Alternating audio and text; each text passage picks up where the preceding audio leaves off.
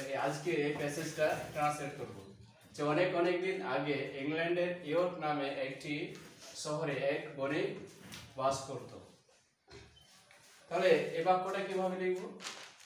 তাহলে যে কোনো জায়গায় কোনো কিছু ছিল, আছে, নেই, এই ধরনের বাক্যগুলা কি ইন্ট্রোডাক্টরি দেয়ার দিয়ে লিখি, তাই না? তাহলে অনেক অনেক দিন আগে, তাহলে এইটা কি শ্রুতি লিখব। তাহলে এটা ইংলিশ কি হবে? অনেক অনেক দিন আগে। তাহলে লিখবো কি যে many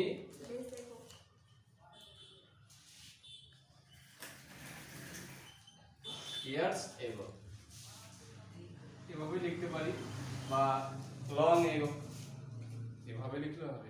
ঠিক আছে, এটা অনেক অনেক দিন বয়সের কথা। ঠিক আছে, ইংল্যান্ডের ইয়র্ক নামে যে একটি শহরে এক ধনী বণিক বসবাস করত। তাহলে এই ধরনের সেন্টেন্সগুলো দেয়ার দিয়ে লিখতে পারি। তাহলে কি লিখবো? তাহলে দেয়ার। এবার বাস করা ইংলিশ কি? তাহলে লিভ মানে বাস করা, তাহলে কি হবে? লিভস, বসবাস করত। এবার কে বসবাস করত? সে এক ধনী বণিক। তাহলে কি? A rich merchant. ইংল্যান্ডের ইয়র্ক নামে একটি শহরে, তাহলে একটি শহরে, এটা ইংলিশ লিখবো আগে ইন এ টাউন। এবার যদি বলি যে ইয়র্ক নামে, এখন যদি বলি যে আমি যে রহিম নামে একটা ছেলেকে চিনি, তাহলে এটা ইংলিশ কি হবে? যে আই নো এ বয়, যে আমি একটা ছেলেকে চিনি। এখন যদি বলি যে রহিম নামে, তাহলে কি লিখবো? তাহলে নেমড রহিম, তাই না? তাহলে এখানে ইয়র্ক নামে, তাহলে এখানে কি লিখবো? Named York. এবার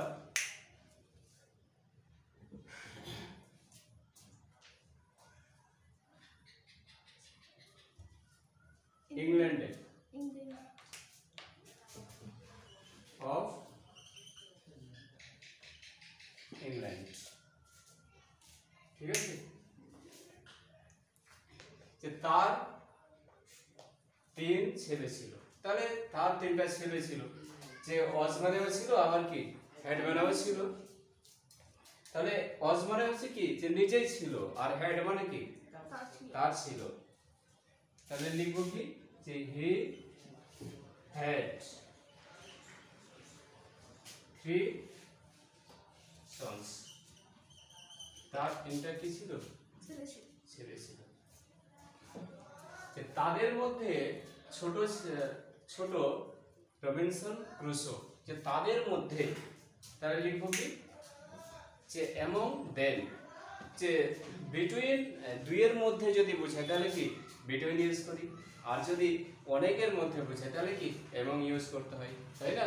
তাহলে লিখবো কি যে এমং দেন,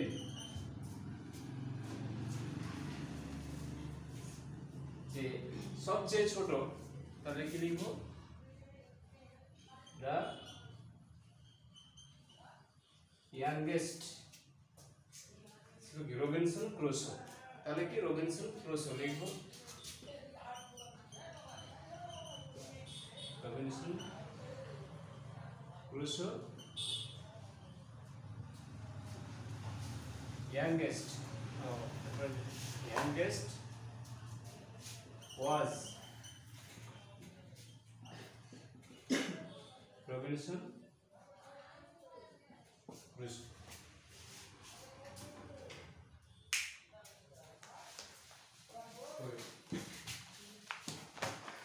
এবার যে ক্রুসো তার বাবাকে বিরক্ত করত, তাহলে ক্রিয়া শেষে যদি ত তাম যদি থাকে তাহলে ইউজ টু দিয়ে লিখতে হয়, তাই না? যে বিরক্ত করতো, তাহলে কে করতো বিরক্তটা? Robinson Crusoe. তাহলে লিখবো কি ক্রুসো। এবার কি বিরক্ত করতো, তাহলে ইউজ টু এর ব্যবহার এটা ইউজ টু। এবার বিরক্ত করা ইংলিশ কি? যে ডিস্টার্ব মানে বিরক্ত করা, একটা ইংলিশ কি ইরিটেট। ইরিটেট মানে কি বিরক্ত করতো। এবার তার বাবাকে তাহলে কি লিখবো হিজ ফাদার। তার বাবাকে কি করতো বিরক্ত করতো।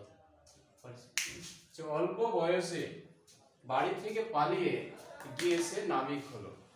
অল্প বয়সে এটা ইংলিশ কিভাবে লিখবো তাহলে?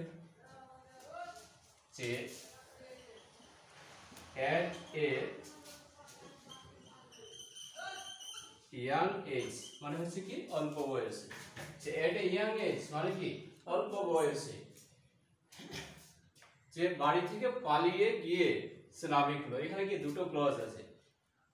একবার লিখবো কি সে বাড়ি থেকে পালিয়ে গিয়েছিল এবং সে কি হলো নাবিক হলো। তাহলে লিখবো কি যে হি, তাহলে রান অ্যাওয়ে মানে কি পালিয়ে যাওয়া, তাহলে ran away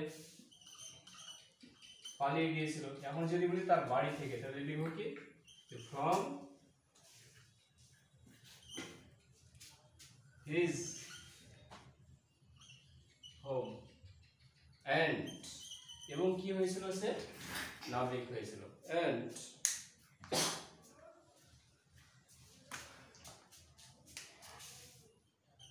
he, এবার এখানে ওয়াজ দিলেও হবে আবার বেকাম দিলেও হবে, কিন্তু যে ওয়াজ দিয়ে যখন বলবো তার মানে কি আগে থেকে ছিল। এখন যদি বলি যে হি ওয়াজ এ টিচার মানে সে আগে থেকে টিচার ছিল, আর যখন কোনো অবস্থার যখন পরিবর্তন হবে তখন কি বিকামটাই ইউজ করাটা বেশি ভালো হবে, বেটার হবে, তাই না? তাহলে লিখবো কি হি বিকেম সে হয়েছিল এ। তাহলে নাবিকের ইংলিশে সেলার।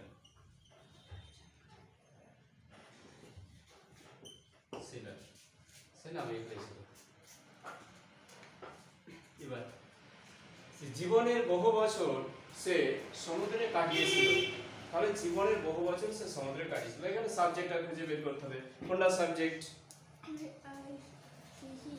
হি, এটা হলো সাবজেক্ট। তাহলে লিখব হি। এবার কাটানোর ইংলিশ কি? স্পেন্ড মানে কাটানো। স্পেন্ড মানে কি কাটানো। তাহলে পাস্টে লিখতে হবে, তাই না? যে কাটিয়েছিল। তাহলে সেকেন্ড ফর্ম কি স্পেন্ট। তাহলে হি স্পেন্ট। এবার কি বহু বছর, তখন কি লিখবো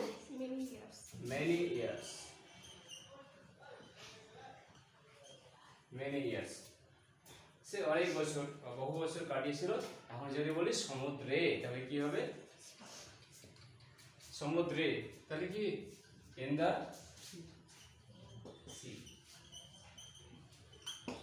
যে many years তার মানে হয়ে গেল এটা যে he spent many years in the sea মানে সে জীবনের বহু বছর সমুদ্রে কাটিয়েছিল। যে একবার অন্তরীপ দিয়ে দক্ষিণ আমেরিকা থেকে এসে আফ্রিকা যাচ্ছিল। তাহলে এখানে সাবজেক্টটা খুঁজে বের করতে হবে। তাহলে হি এটা হলো কি সে, এটা হলো সাবজেক্ট। তাহলে কি লিখবো হি লিখবো, তাই না?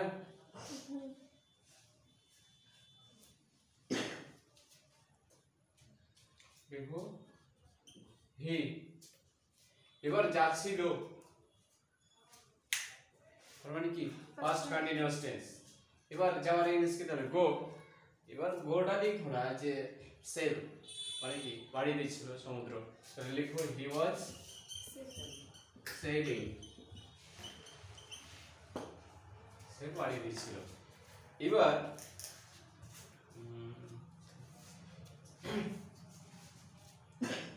যে দক্ষিণ আমেরিকা থেকে আফ্রিকা, তাহলে কি এখান থেকে ওখানে, তাহলে কি ফ্রম, তারপরে কি টু, তারপরে জায়গাটার নাম লিখতে হবে। তাহলে লিখবো কি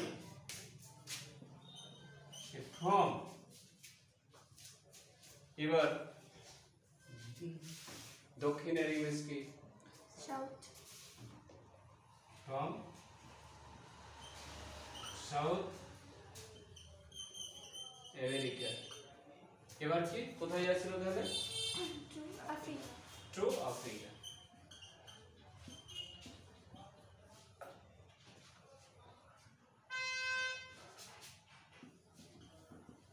টু আফ্রিকা। এবার ফর অন্তরী দিয়ে, তার মানে কি মধ্য দিয়ে যদি বোঝায় তাহলে কি ইউজ করি? থ্রু, তাই না? লিখব কি? থ্রু।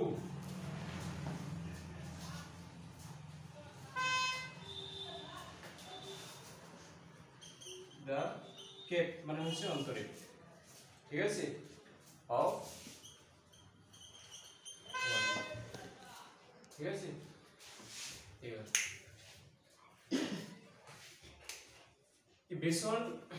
ভীষণ ঝড় উঠলো, ঝড়ের ইংলিশ কি? স্টর্ম। আবার ওঠার ইংলিশ কি? তাহলে রেজ।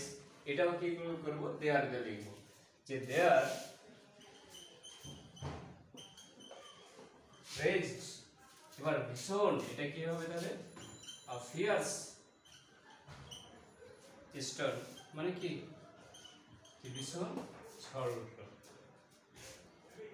নাবিকেরা আশঙ্কা করলো যে নৌকাটি ডুবে যাবে। তাহলে আশঙ্কা করা ইংলিশ কি? যে ফিয়ার মানে হচ্ছে কি? আশঙ্কা করা, ঠিক আছে?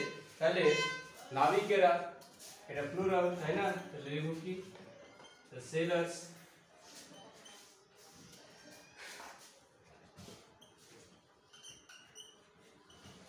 ফিয়ার্ড, অথবা এটা বাক্যটা এইভাবে লিখতে পারি, দ্য সেলার্স ওয়্যার ফ্রাইটেন্ড। এবার এটা লিখলাম যে দ্য সেলার্স ফিয়ার্ড, নাবিকেরা আশঙ্কা করলো। এবার যে ইংলিশ কি হবে তাহলে? দ্যাট। যে নৌকাটি, তাহলে কি হবে? The boat. যে ডুবে যাবে, তাহলে কি? যে ক্রিয়া শেষে ববে থাকলে কি হবে? ফিউচার ইনডিফিনিট টেন্স, তাহলে কি হবে? দ্য বোট উইল সিঙ্ক, নাকি? তাহলে এখানে কিন্তু প্রিন্সিপাল ক্লজটা কি? পাস্ট টেন্সে আছে। যে প্রিন্সিপাল ক্লজটা যদি পাস্ট টেন্সে থাকে তাহলে কি হবে? যে সাবঅর্ডিনেট ক্লজটাও কি হবে? ফার্স্ট হয়ে যাবে। তাহলে এখানে কি লিখতে হবে? উড। The boat would. এবার সিঙ্ক মানে হচ্ছে ডুবে যাওয়া, ঠিক আছে? সিঙ্ক। অথবা লিখতে পারি একটা ইংলিশ, যে ক্যাপসাইজ মানে হচ্ছে কি? ডুবে যাওয়া।